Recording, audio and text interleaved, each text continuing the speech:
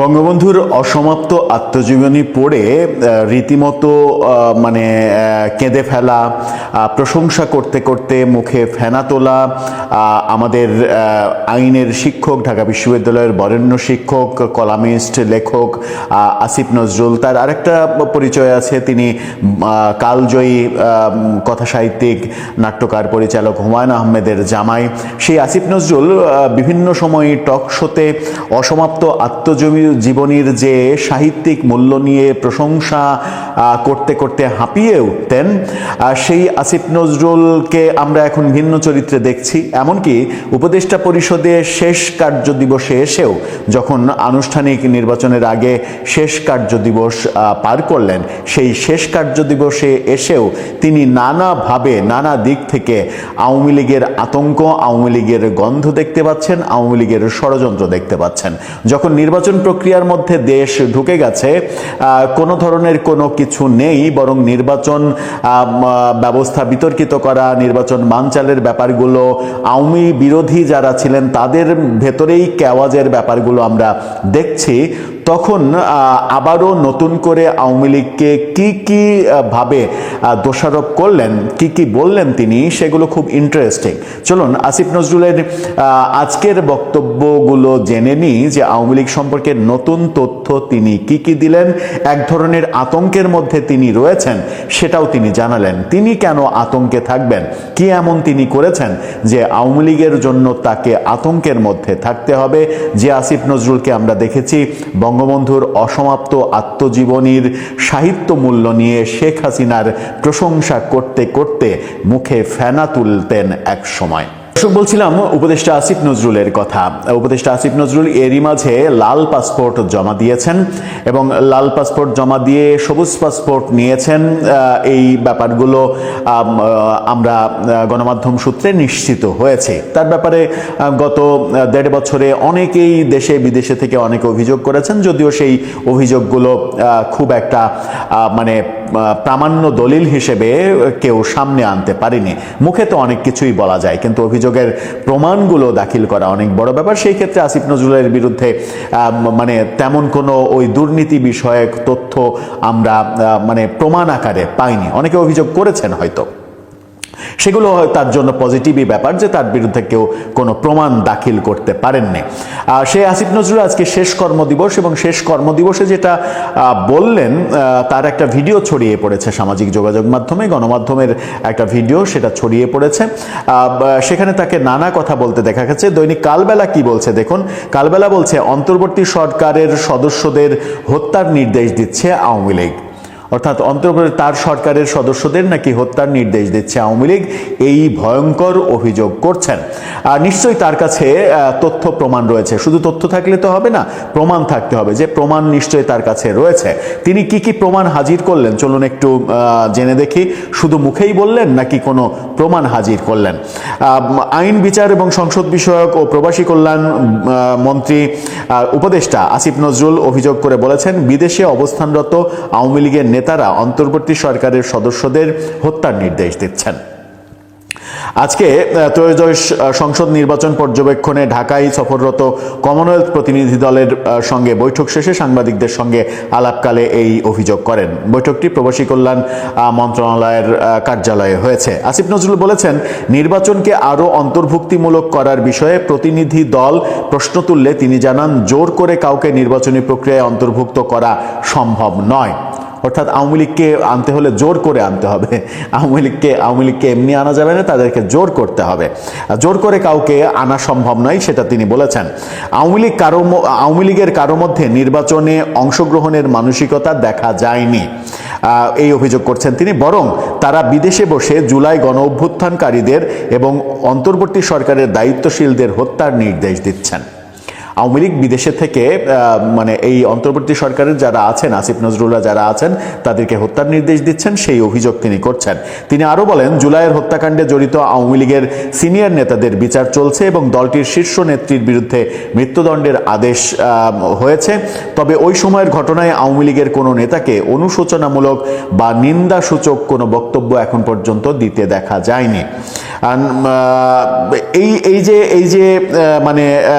যে ব্যাপারগুলো বললেন, অর্থাৎ আওয়ামী লীগ এখন পর্যন্ত কোনো অনুশোচনা করেনি, কোনো সরি বলেনি, তাদেরকে নিয়ে কিভাবে অন্তর্ভুক্তিমূলক নির্বাচন হবে তাদেরকে তো আর জোর করে আনা যাবে না। তারা রিকনসিলিয়েশনের কথা যেটা বলা হচ্ছে সেই প্রসঙ্গে তিনি বলেছেন যে সেই ব্যাপারটা ভাবা যেত যদি আওয়ামী লীগ সরি বলতো, তাহলে তাদেরকে নিয়ে তারা যদি বর্তমান কাঠামো, বর্তমান যেভাবে দেশ এগিয়ে যাচ্ছে সেই প্রক্রিয়ায় নিজেদেরকে সামিল করতে চাইতেন আগের কর্মকাণ্ডের জন্য সরি বলে, তাহলে তাদেরকে নিয়ে এগোনো যেত। এই ব্যাপারগুলো তিনি বলার চেষ্টা করেছেন এবং তিনি মূলত আওয়ামী লীগকে একেবারে ধুয়ে দিয়েছেন যে কোনোভাবেই আওয়ামী লীগকে নিয়ে ইনক্লুসিভ নির্বাচন করার কোনো প্রসঙ্গ নেই। বিদেশিরা আজকে ভোটের একদিন আগেও ইনক্লুসিভ নির্বাচনের কথা বলছেন, সেই ব্যাপারটা তিনি এক অর্থে স্বীকার করে নিয়েছেন।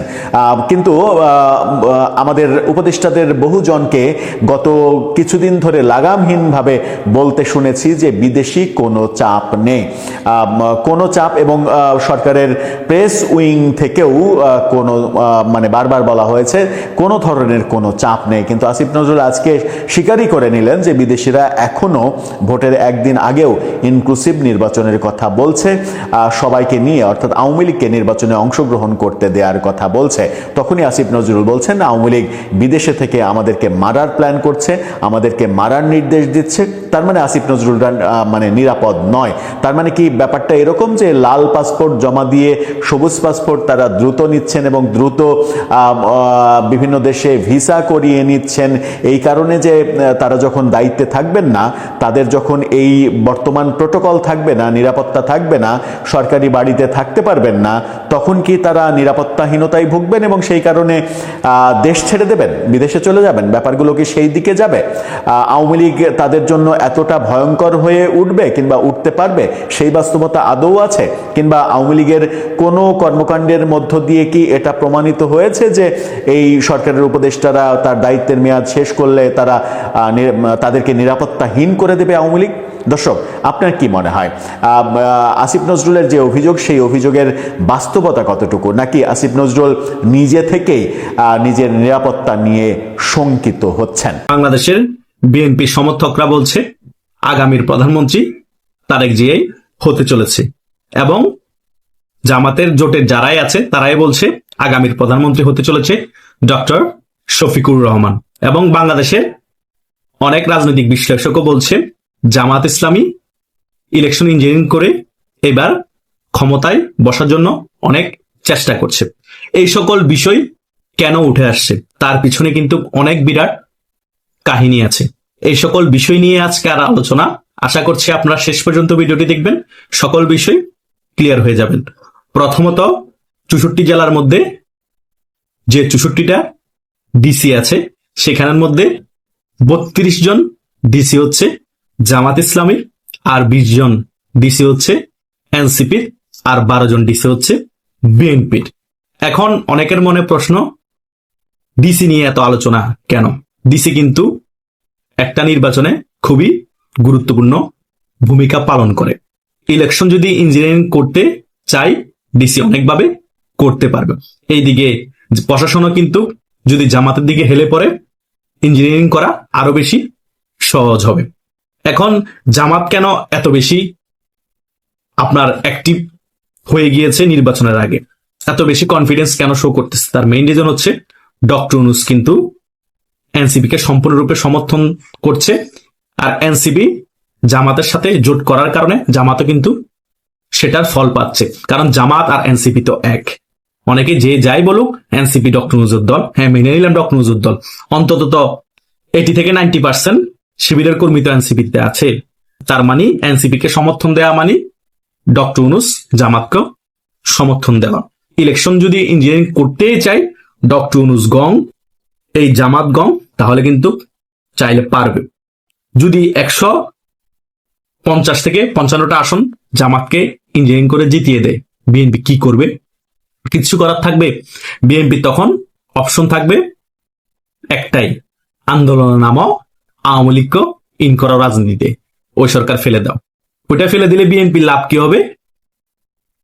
বিএনপি তেমন কোনো লাভ হবে না, বরং বিএনপি কে তখন অফার করবে জামাত যদি ক্ষমতায় আসে যে আপনারা সহ আমরা একটা জাতীয় সরকার গঠন করি, আপনাদেরকেও মন্ত্রিত্ব দেওয়া হবে, আওয়ামী লীগকে ফিরতে দেওয়া হবে না, আমরা সহ দেশ পরিচালনা করি। বিএনপি কোন অপশন বেছে নিবে? বিএনপি তখন জামাতের অফারটা বেছে নিবে। বিএনপি তখন আন্দোলন করে ওই সরকারকে আওয়ামী লীগ সহ চালানোর কোনো চিন্তা ভাবনা করবে না। সে একটা টেকনিক খেলার জন্য বসে আছে ডক্টর ইউনূস গং, এই জামাত ইসলামী এবং এনসিপি গং। সে কারণে বারবার এই নাহিদ হোসেন পাটোয়ারি, পেটলা নাহিদ, মলম হাসনাত, সার্ভিস আলম, আক্তার হোসেন, হান্নান মাসুদের যারাই আছে তারাই বলে 12 তারিখের পর দেখা হবে কে কোথায় থাকে। তারা মানে কোনো ধরনের ভয় নাই, ভীতি নাই যে তারা হেরে যাওয়ার সম্ভাবনা 99% যদি লিগেল ভোটার। তার মানে এত কনফিডেন্স শো করার মানে হচ্ছে তারা জনগণের ভোটও না জিতলেও ইঞ্জিনিয়ারিং করে তাদের কে জিতিয়ে দেওয়ার সম্ভাবনা অনেক বেশি। এনসিপি যে 30টা আসনে এমপি প্রার্থী আছে, তারা হয়তো 30 জনের মধ্যে গুরুত্বপূর্ণ যারা আছে এনসিপির নেতা টোকাইগুলোর মধ্যে 15 জনকে হয়তো ইঞ্জিনিয়ারিং করে জিতিয়ে দিতে পারে। এক নাম্বার তো নাহিদ ইসলামকে জিতাবে। এদিকে ডক্টর শফিকুর রহমান বিভিন্ন বক্তব্যের মাধ্যমে বলেই দিচ্ছে যে আমরা যদি ক্ষমতায় আসি নাহিদ ইসলামকে মন্ত্রিত্ব দেয়া হবে। কথা বুঝতে পেরেছেন? আর বিভিন্ন সূত্র মতো আমরা জানতে পেরেছি 162টা আসনকে এই জামাত ইসলামী জোট টার্গেট করেছে, সেখানে 200 কোটি টাকা খরচ করা হবে। চিন্তা করুন, 162টা আসনকে টার্গেট করে 200 কোটি টাকা খরচ করা হবে। তাদের কাছে কিন্তু হিউজ পরিমাণ টাকা আছে জামাতের কাছে। জামাত সংগঠন হিসেবে ছোট হলে কি হয়েছে, টাকার ব্যাপারে কিন্তু আওয়ামী লীগ এবং বিএনপির কাছাকাছি। বাংলাদেশের সবচেয়ে গুরুত্বপূর্ণ ব্যবসায়িক প্রতিষ্ঠানগুলো তারা কব্জা করে রেখেছে এবং শিক্ষা প্রতিষ্ঠানগুলো তারা কব্জা করে রেখেছে এবং বিশ্বের অনেক ইসলামী দেশ থেকেও কিন্তু তাদের কাছে ফান্ডিং আসে। বুঝতে পেরেছেন? জামাত ইসলামীকে আমরা রাজনৈতিক দল হিসেবে ছোট দেখতে পারি, কিন্তু অর্থনৈতিকভাবে জামাত ইসলামী অনেক স্ট্রং, কারণ তাদের একজন নর্মাল কর্মীও তাদের রাজনৈতিক দল পরিচালনা করার জন্য প্রতি মাসে টাকা দেয়। কিন্তু বাংলাদেশে আর কোন রাজনৈতিক দল এমন ভাবে তাদের দল পরিচালনা করে না। সেই কারণে জামাত ইসলামের কাছে অর্থনৈতিকভাবে কখনোই সংকট হবে না। কথা বুঝতে পেরেছেন? তারা সে কারণে খুব ইজিলি 162টা আসনকে টার্গেট করছে। 200 কোটি টাকা খরচ করবে, হয়তোবা তার থেকে বেশি খরচ করতে পারে। এবং তারা প্রত্যেকটা জেলার মধ্যে যেভাবে ডিসি নিয়োগ করে সেট আপ করেছে, প্রশাসনের মতো তাদের লোক ঢুকিয়ে দিয়েছে এবং সেনাবাহিনীর একটা অংশ তাদের পক্ষে কাজ করবে। যদি পাকিস্তানের আইএসআই এবং সিআইও সমর্থন দিয়ে দেয়, মোটামুটি একটা ভালো ভরসা পায়, তাহলে কিন্তু 12 ফেব্রুয়ারি তারা হয়তোবা ইলেকশন ইঞ্জিনিয়ারিং করে ক্ষমতায় বসে যাইলেও যাইতে পারে। হয়তোবা 10 দিন টিকলো না, 15 দিনও টিকলো না, কিন্তু ইঞ্জিনিয়ারিং করে বসেও যেতে পারে। কিন্তু বিএনপি যদি চৌকুশ রাজনীতি করতে পারে সেটা হয়তো পারবে না, বিএনপি ঠেকিয়ে দিতে পারবে। এখন বিএনপি কতটুকু অ্যাক্টিভলি সেটা ফেস করতে পারে, সকল কিছু কিভাবে ডিল করতে পারে, এটা একান্তই বিএনপি ভালো জানে। আমরা জাস্ট বিশ্লেষণ করছি। এইদিকে আমরা বিভিন্ন ধরনের তথ্য পাচ্ছি।